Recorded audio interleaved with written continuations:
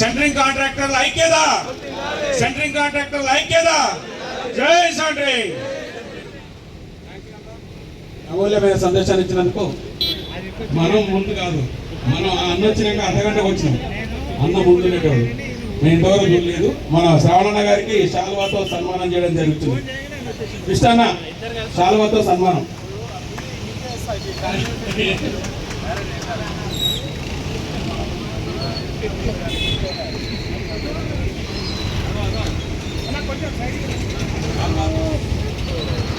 కృష్ణన్న శాలువాతో సన్మానించడం జరుగుతుంది. మన కార్పొరేటర్ శ్రవణ్ కుమార్ చెప్పట్లు.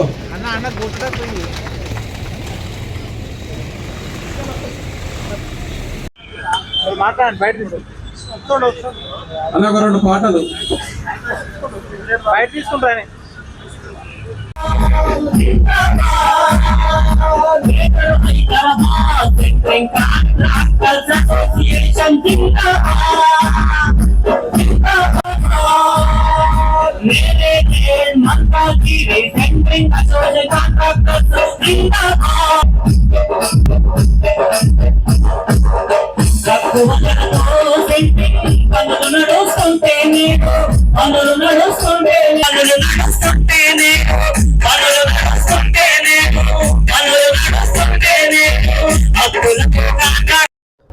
ఎవరికి ఆకలి అవుతుందా? ఎవరికి ఆకలి అవుతలేదా? అందరూ ఒకసారి. అందుకే మళ్ళీ కార్యక్రమంలో మనం అందరం మనం ఇన్వాల్వ్ అయ్యే విధంగా ఒకసారి గట్టిగా చెప్దాం. బోలో భారత్ మాతాకి, భారత్ మాతాకి. 2 చేతులు ఎత్తండి. జై శ్రీరామ్, జై శ్రీరామ్, జై శ్రీరామ్, జై సెంట్రింగ్, జై సెంట్రింగ్. సెంట్రింగ్ కార్మికుల ఐక్యత, సెంట్రింగ్ కార్మికుల ఐక్యత, సెంట్రింగ్ కార్మికుల ఐక్యత. మిత్రులారా అందరికీ నమస్తే.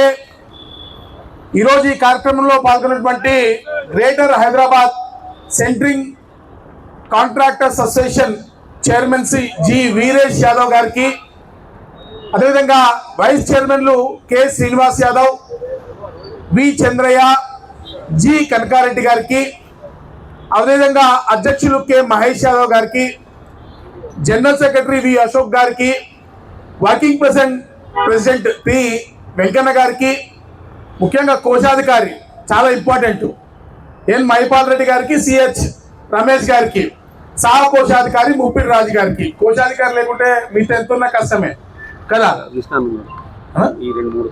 ముఖ్య సలహాదారులు శ్రీ విష్ణువర్ధన్ రెడ్డి గారికి, బి ఈశ్వర్ గౌడ్ గారికి, పి గంగారాం గారికి, యు చిత్తారి గారికి, అదేవిధంగా పేరు పేరున ఉన్నటువంటి కార్మిక సోదరులందరికీ, ముఖ్యంగా మా మిత్రుడు నందు యాదవ్ గారికి, పేరు పేరున ఉన్నటువంటి ప్రతి సెంట్రింగ్ కార్మికుల ప్రతి ఒక్కరికి కూడా పేరు పేరున ధన్యవాదాలు. మిత్రులారా, నేను ఒక బీజేపీ కార్యకర్తగా, ఆర్ఎస్ఎస్ కార్యకర్తగా, నేను భారతీయ మజ్దూర్ సంఘ్ కార్మిక సంఘంలో ఉన్నటువంటి ఒక కార్యకర్తని, ఒక కార్మిక సంఘ నేతని, 2 సార్లు రాష్ట్ర కార్యవర్గ సభ్యుడిగా, ఐటీ ఎంప్లాయీస్ అసోసియేషన్ తెలంగాణ రాష్ట్ర అధ్యక్షుడిగా ఉండండి. అంతేకాదు అనేక యూనియన్లు ఉన్నటువంటి సంస్థ మంది ఆటో డ్రైవర్స్ కానివ్వండి, భవన నిర్మాణ కార్మికులు కానివ్వండి, తోపుడు బండ్లు కానివ్వండి, ఈ రకంగా అనేక సంఘాలు ఉన్నటువంటి అతిపెద్ద ఆర్గనైజేషన్ అటువంటి భారతీయ మజ్దూర్ సంఘం నుంచి వచ్చేటువంటి ఒక కార్మిక సంఘ నాయకుడిని. మిత్రులారా, మనం మన సంఘంలో ఒక నినాదం తీసుకుంటాం. మనం ఏమంటామంటే మనమంతా కూడా దేశభక్త కార్మికులము అంటాం. ఏమంటాం? మనమంతా దేశభక్త కార్మికులం. మనం దేశం కోసం పనిచేస్తాం, తగిన వేతనం సాధిస్తాం. మన నినాదమే దేశం కోసం పనిచేస్తాం, తగిన వేతనం సాధిస్తాం. ఈరోజు మనం అందరం కూడా ఒకటే అడుగుతున్నాం. మనకి కావాల్సినటువంటి న్యాయమైనటువంటి మన హక్కులు ఏవైతే ఉన్నాయో, మన డిమాండ్లు ఏవైతే ఉన్నాయో, వాటి కోసం మనం పోరాటం చేస్తున్నాం. ఆ పోరాటం చేస్తూనే ఈ దేశంలో కానీ, తెలంగాణ రాష్ట్ర అభ్యున్నతిలో కానీ, ఈ సమాజంలో మన తోడ్పాటు కూడా మనం అందిస్తామని చెప్తున్నాం.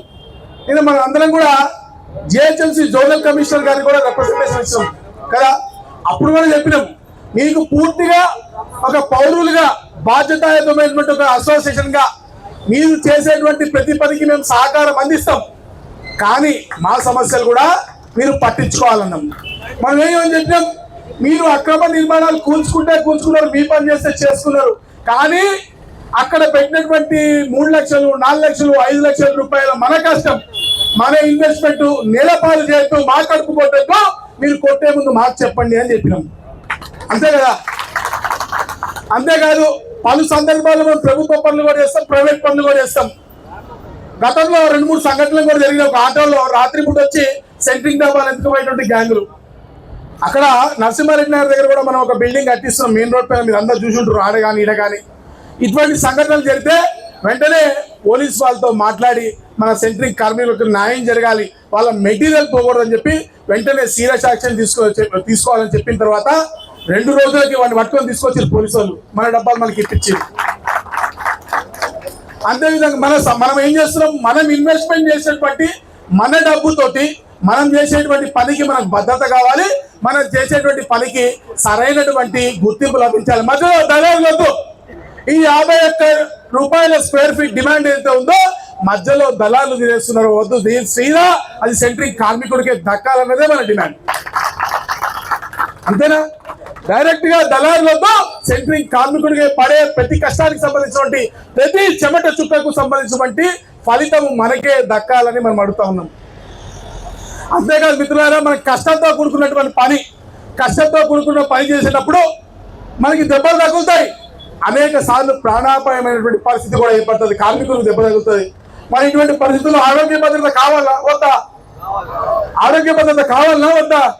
మరి కల్పించాల్సిన బాధ్యత, ఎందుకంటే సమాజంలో ఒక జీడిపిలో మన కంట్రిబ్యూషన్ కూడా ఉంది కాబట్టి, ఏదైతే రియల్ ఎస్టేట్ సెక్టర్ ఈ జీడిపికి కంట్రిబ్యూట్ చేస్తుంది కాబట్టి, ప్రభుత్వం యొక్క అభ్యున్నతికి తోడ్పడుతుంది కాబట్టి, అందులో సెంట్రిక్ కార్మికులుగా మన భాగస్వామ్యం ఉంది కాబట్టి సంక్షేమ పథకాలు, ఆరోగ్య భద్రత కల్పించేటువంటి బాధ్యత కూడా ప్రభుత్వాలకి ఉంది, మనకు కల్పించాల్సిన బాధ్యత వాళ్ళకు ఉంది.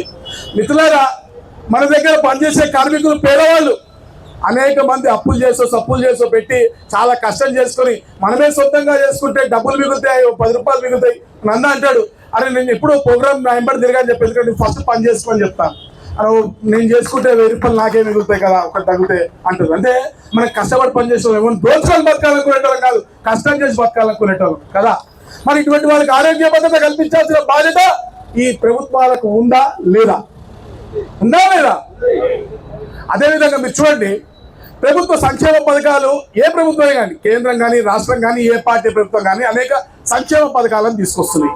మరి ఈ సంక్షేమ పథకాల ఫలితాలు పేదలైన సెంట్రిక్ కార్మికులకు అందాలా వద్దా? ఒక డబుల్ బెడ్రూమ్ కట్టినప్పుడు దాంట్లో సెంట్రిక్ కార్మికుడు ఏ డబుల్ బెడ్రూమ్ లో సెంట్రిక్ కార్మికులు ఉంటున్నారు, ఉండాలా ఉండద్దా? పేద కార్మికులు, కష్టపడే కార్మికులు ఈ డబుల్ బెడ్రూమ్ లో ఉండాలా ఉండద్దా? పెన్షన్లు వచ్చే దగ్గర మరి ఇంట్లో కష్టమైనటువంటి పరిస్థితుల్లో ఉన్నటువంటి అనేక సెంట్రిక్ కార్మికుల కుటుంబాలు ఉన్నాయి, వాళ్ళ కుటుంబాలు ఉండాలా ఉండద్దా? రేషన్ కార్డులు కానీ ఇతర ఏ ప్రభుత్వ సదుపాయాలు కానివ్వండి, నిజమైన పేదలైనటువంటి సెంట్రిక్ కార్మికులు, కష్టపడి బతికేటువంటి సెంట్రిక్ కార్మికులు, వాళ్ళందరూ కూడా ఈ సంక్షేమ పథకాల ఫలాలు అందాల్సినటువంటి అవసరం ఉంది. ప్రభుత్వం కూడా ఆ దిశలో ఆలోచించాల్సిన అవసరం ఉంది. మిత్రులారా, మీ అందరికీ తెలుసుంటుంది, చాలా మందికి కొంతమందికి తెలిసి ఉండకపోవచ్చు, లేబర్ వెల్ఫేర్ బోర్డు ఉంటుంది. మనకి లేబర్ వెల్ఫేర్ బోర్డు ఉంటుంది. ఏమైనా ఇబ్బందులు అయితే లేబర్ వెల్ఫేర్ బోర్డు ద్వారా మనం పరిష్కరించడం, మన అందరికి లేబర్ కార్డు ఉంటాయి, మనకు వచ్చేటువంటి బెనిఫిట్స్ కూడా లేబర్ కార్డు ద్వారా వస్తాయి. అదేవిధంగా కేంద్ర ప్రభుత్వం కూడా ఈ శ్రమ్ కార్డు ఒక పెట్టింది, దాని ద్వారా కూడా అనేకమైనటువంటి బెనిఫిట్స్ మనకు వస్తాయి. నేనేమంటున్నా అంటే, కేంద్ర ప్రభుత్వం కానీ రాష్ట్ర ప్రభుత్వం కానీ ఏ పార్టీ ప్రభుత్వం కానీ సంక్షేమ పథకాల ఫలితాలు అందించేటప్పుడు ఈ బోర్డులో ఉన్నటువంటి నిరుపేదలు ఎవరు, కార్మికులు ఎవరు, కష్టించే వాళ్ళు ఎవరు, వాళ్ళని ముఖ్యంగా పరిగణలోకి తీసుకొని వాళ్ళకి అందించాల్సిన అవసరం ఉంది. వాళ్ళకి డబుల్ బెడ్రూమ్ ఇవ్వాల్సిన అవసరం ఉంది, వాళ్ళకి ఆరోగ్య భద్రత కల్పించాల్సిన అవసరం ఉంది, వాళ్ళకి పెన్షన్లు ఇవ్వాల్సిన అవసరం ఉంది, వాళ్ళకి ఇతర ఏవైనా ఫెసిలిటీస్ ప్రభుత్వం నుంచి వస్తున్నాయో అవన్నీ కూడా వాళ్ళకి కల్పించాల్సిన అవసరం ఉందా లేదా? కాబట్టి న్యాయమైనటువంటి సెంట్రిక్ కార్మికుల డిమాండ్కి ఈరోజు భారతీయ జనతా పార్టీ పక్షాన మనస్ఫూర్తిగా త్రికరణ మా యొక్క మద్దతుని తెలియజేస్తా ఉన్నాము. అంతేకాకుండా మల్కాజ్గిరి పుట్టిన బిడ్డగా మల్కాజ్గిరిలో ఉన్నటువంటి మన కార్మికులందరికీ, వీళ్ళందరి సమస్యలకి నా చివరి ఊపిరి ఉన్నంత వరకు మీ వెంట ఉంటానని చెప్పి ఖచ్చితంగా న్యాయమైన మన సమస్యల పరిష్కారానికి కృషి చేస్తూనే ఉంటాం. ఈ రోజుని కాదు, ఇది నిరంతరమైనటువంటి పోరాటం. ఈరోజు ఇది ఒక నిరంతరమైన పోరాటం. మనందరం కూడా చైతన్యంతో ఉండాల్సిన అవసరం ఉంది. మనందరం కూడా ఒక్క తాటిపై ఉండాల్సిన అవసరం ఉంది, ఒక ఆలోచనతో ఉండాల్సిన అవసరం ఉంది, ఒక స్పష్టతతో ఉండాల్సిన అవసరం ఉంది. మనందరం కూడా ఒక తాటిపై ఉండి మన న్యాయమైన డిమాండ్ పోరాడుతూనే ఉండాలి, సాధించుకుంటూనే ఉండాలి. తర్వాత కూడా ఎప్పుడు ఏ అవసరం వచ్చినా కూడా మనందరం ఒక్క తాటిపై ఉండి కలిసి ఉండి ముందుకు నడుద్దామని పిలుపునిస్తూ మరి ఈ రోజు నన్ను ఇక్కడ పిలిచినటువంటి మీ అందరికి కూడా, ప్రేమతో పిలిచిన మీ అందరికి కూడా ప్రత్యేకంగా ధన్యవాదాలు. భారత్ మాతాకి, భారత్ మాతాకి. సెంట్రింగ్ కార్మికుల న్యాయమైన హక్కులను, సెంట్రింగ్ కార్మికుల న్యాయమైన హక్కులను, సెంట్రింగ్ కార్మికుల ఐక్యత, సెంట్రింగ్ కార్మికుల ఐక్యత. మీడియా మిత్రులకు నమస్కారం. మేము greater Hyderabad centring contractors association ఆధ్వర్యంలో ఈ రోజుకు మా సమ్మె 12వ రోజు చేరింది. మా సమ్మె యొక్క ముఖ్య ఉద్దేశం ఏమనగా మా యొక్క రేటు ఈ తాపి మేస్త్రితో ముడిపడి ఉన్నది. ముఖ్య ఉద్దేశం మెయిన్ ఇదే. అన్నిటికన్నా ముఖ్యమైనది పాత్ర మా సెంట్రింగ్ పాత్ర. ఏ నిర్మాణానికైనా సెంట్రింగ్ వాళ్ళు ప్రతి దానికి వెన్నుముక లెక్క. ఒక మనిషికి శరీరంలో వెన్నుముక ఎంత అవసరమో ఒక బిల్డింగ్కు సెంట్రింగ్ వర్కర్లు అంత అవసరం ఉంటుంది. మేము చేసిన దానికే అందరూ ఒక మనిషి శరీరం ఆకృతి తీసుకొచ్చిన తర్వాత మనం బట్టలు ఎప్పుడంటే వేసుకోవచ్చు, ఎప్పుడంటే అప్పుడు ఇప్పొచ్చి ఏ రకమైన చేసుకోవచ్చు. ఆకృతి మాకు చేసిన వాళ్ళదే గొప్పతనం. అటువంటి వృత్తి ప్రధానమైనది సెంట్రింగ్. ఆ సెంట్రింగ్ వృత్తిలో మేము కొనసాగుతూ మా జీవనాలు గడుస్తున్నాయి. కానీ ఎదుగుదల మాత్రం లేదు. ఎందుకంటే మా మధ్యలో ఇంటి ఓనర్కు మాకు మధ్యలో ఒక మేస్త్రి అనే ఉంటాడు. ఆ మేస్త్రి ద్వారా మేము రేట్లు తీసుకొని ఆ మేస్త్రులు మా దాంట్లో మాకు పోటీతత్వం పెంచి ఒకరికొకరు రేట్లు దించుకుంటూ మాలో మాకు పోటీతత్వం పెట్టి మమ్మల్ని ఇబ్బందుల పాలు చేసి మేము గత 10 సంవత్సరాల ముందు 40 రూపాయల రేటు ఉన్నా కూడా ఈరోజు మాకు 27, 26, 28 మధ్యలో దించుకుంటూ వచ్చేసి మాకు పోటీతత్వం పెట్టి ఆ 27, 28 చేస్తే మాకు ఏమి గిట్టుబాటు కాని పరిస్థితి తీసుకొచ్చినారు. అట్లాగే అందుకని మేము ఎన్నో రోజుల నుంచి ఎన్నిసార్లు చెప్పినా కూడా వాళ్ళు రేట్లు దించడమే తప్ప పెంచిన రేటు మాత్రం లేదు. అందుకే మేము సెంట్రల్ కమిటీ ఆలోచన చేసి బంద్కు పిలిపియాల్సిన అవసరం ఉన్నది. అందుకే గత 3 సంవత్సరాలుగా మేము హైదరాబాద్ మన తెలంగాణలో కాంగ్రెస్ గవర్నమెంట్ వచ్చినప్పటి నుండి చేద్దామన్నట్టు ఉండే. కానీ కాంగ్రెస్ గవర్నమెంట్ వచ్చిన తర్వాత ఇప్పటి వరకైతే మనకు కన్స్ట్రక్షన్ ఊపందుకున్న దినాల్లో మనకు ఊపు వస్తే రేటు నిలబడుతుందన్న ఉద్దేశంలో ఇన్ని రోజులు ఆగినాము. ఇది ఇట్లనే కొనసాగుతుంది, కంటిన్యూ ఉంటుంది. కాబట్టి ఇక తప్పనిసరి పరిస్థితుల్లో మేము కంపల్సరీగా సమ్మె చేయాల్సిన పరిస్థితి ఉన్నదని భావించి ఇప్పటికే మన సెంట్రింగ్ సోదరులు అందరూ నష్టపోతున్నారు, ఇంకెంతకాలం ఇట్లనే జరుగుతుంటుందని చెప్పేసి ఉద్దేశించి మేము సమ్మెకు పోవడం జరిగింది. అట్లాగే ఈ సమ్మెలో 12వ రోజు జరుగుతున్నది. ఈ విషయంలో మాత్రం మాకు ఖచ్చితంగా మీడియా వాళ్ళు సహకరించి మేము మేస్త్రులనేమి దూషించడం లేదు. మాకు న్యాయమైన కోరిక ఏంటంటే మేము డైరెక్ట్గా ఓనర్లతో పని చేసుకుంటాము. మీరు మా రేటు ఎందుకు తీసుకుంటారు? మా రేటు తీసుకొని మమ్మల్ని ఇబ్బంది పెట్టడం, మీకు పడిన రేటు మీరు చేసుకోండి, మా పడిన రేటు మేము మాట్లాడుకుంటాం. మా ఉద్దేశం, మెయిన్ ఉద్దేశం అది మేస్త్రుల ద్వారా. ఇక ప్రభుత్వం ద్వారా మాత్రం మాకున్న సెంట్రింగ్ కార్మికులకు ఒక ప్రమాదవశాత్తు చనిపోతే ఇప్పుడు ఉన్న పరిస్థితులలో మన హైదరాబాద్లో లోకల్గా చిన్న బిల్డింగ్లు తప్ప పెద్ద బిల్డింగ్లు మాత్రం ఎక్కడైనా కూడా బయట లేబర్ను తీసుకొచ్చా కానీ పనులు జరగలేని పరిస్థితి ఉన్నది.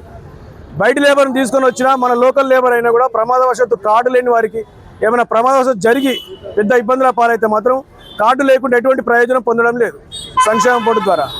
అటువంటి వారికి FIR ద్వారానే లేదా ఆధార్ కార్డు ద్వారానే మన సంక్షేమ బోర్డు ద్వారా రావాల్సిన సంక్షేమ పథకాలన్నీ అతనికి అందజేయవలసిందిగా ప్రధానమైన డిమాండు. దాని తర్వాత ESI. ఎందుకంటే ఈరోజు ఏ చిన్న దెబ్బ తగిలినా ఏదైనా లేనిపోయిన రోగాలు ఏమైనా వచ్చినా ప్రభుత్వ అవసరాలు పోతే అలసత్వంతో వారికి న్యాయం జరగడం లేదు. అట్లాగే లేట్ అయిపోతే ప్రమాదాలు ముంచుకొస్తున్నాయి, ప్రాణాలు పోతున్నాయి. కాబట్టి ఒక ప్రైవేట్ దాంట్లో పోదామంటే మాత్రం లక్షల రూపాయలు ఖర్చు పెట్టి చూపించుకోలేని పరిస్థితులు ఉంటాయి.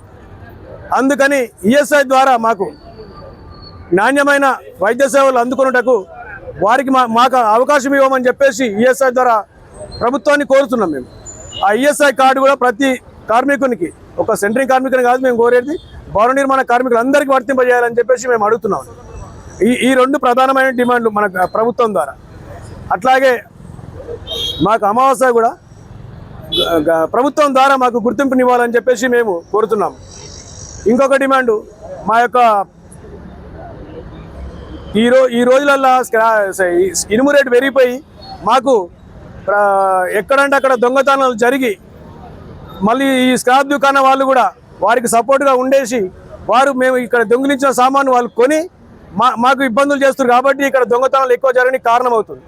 స్క్రాప్ దుకాణం వాళ్ళని కట్టడి చేసేసి పెద్ద పెద్ద దుకాణాలు ఉంటే ఇక్కడ మషీరాబాద్ కానీ ఇంకెక్కడైనా కానీ అట్లా దుకాణాలు ఉంటే వారిపైన కూడా కఠిన చర్యలు తీసుకుంటే దొంగతనాలు అరికట్టవచ్చు అని చెప్పేసి మేము పోలీస్ శాఖను కోరడం జరుగుతున్నది.